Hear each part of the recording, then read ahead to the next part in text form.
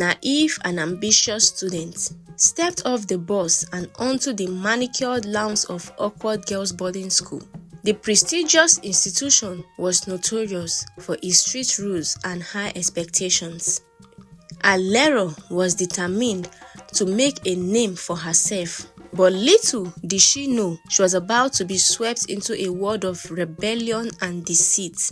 Alero was assigned to a dormitory with a group of girls who seemed to have it all together.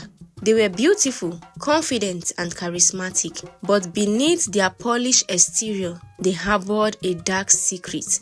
They were experts at sneaking out of school to attend parties and engage in illicit activities. The ringleader, Toby, was a stunning beauty with a quick wit and a silver tongue. She had a way of making Alero feel like she was missing out on the ultimate high school experience.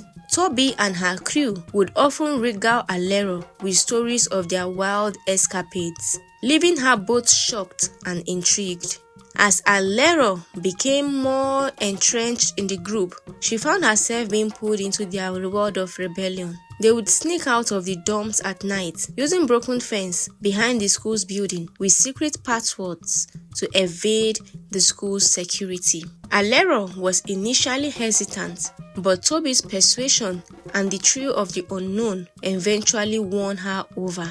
Their nocturnal adventures took them to the city's hottest parties, where they would dance the night away with boys from neighboring schools. But as the night wore on, Alero began to realize that their actions had consequences. They would often return to school just before dawn, exhausted and disheveled, with secrets they couldn't share. One fateful Friday night, the girls devised a plan to sneak out of school to attend an exclusive party hosted by some boys they had met online. Toby assured Alero it would be the best night of her life. The escape was meticulously planned. After light out, the girls used a hidden window in the dormitory to slip into the night, laughing and whispering as they made their way to the waiting car. The party was held in a lavish mansion on the outskirts of town. Loud music, flashy lights, and expensive drinks greeted them as they entered. For a while, Alero was swept up in the glamour, ignoring the small voice in her head, warning her that something felt off. As the night wore on, the atmosphere grew darker. The boys, who initially seemed charming and fun, became increasingly sinister. The girls began to notice strange symbols on the walls and a locked room emitting a scary noise.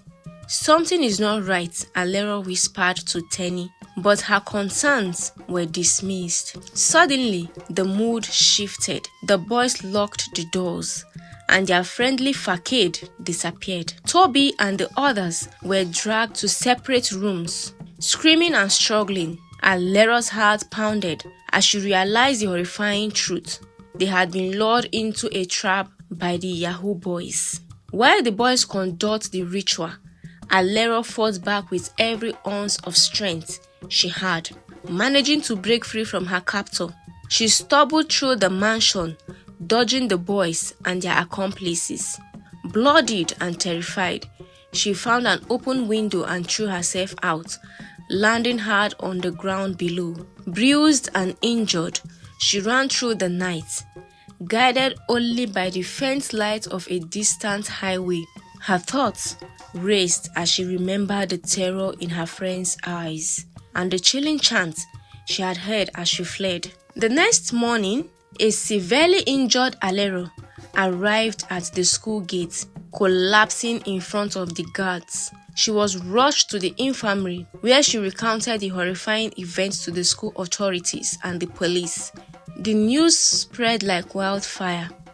Parents, students, and teachers were horrified. The police launched an investigation, but by the time they raided the mansion, the perpetrators had disappeared, leaving behind evidence of ritual activities. Alero bore the scars, both physical and emotional, of that fateful night.